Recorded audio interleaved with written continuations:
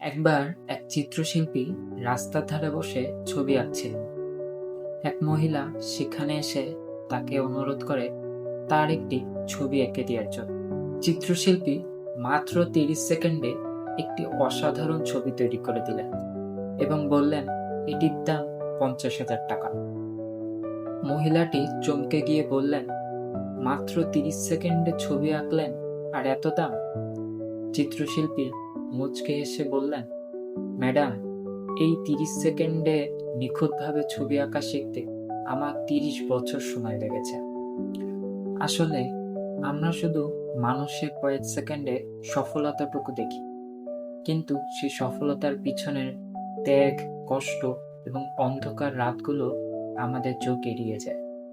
যেটা আপনার কাছে মাত্র কয়েক সেকেন্ডের কাজ, সেটা নিখুঁতভাবে আয়ত্ত করতে অন্য কারোর হয়তো পুরো একটা জীবন লেগে গেছে। তাই কারোর কাজ দেখে চট করে তাকে বিচার করবেন না।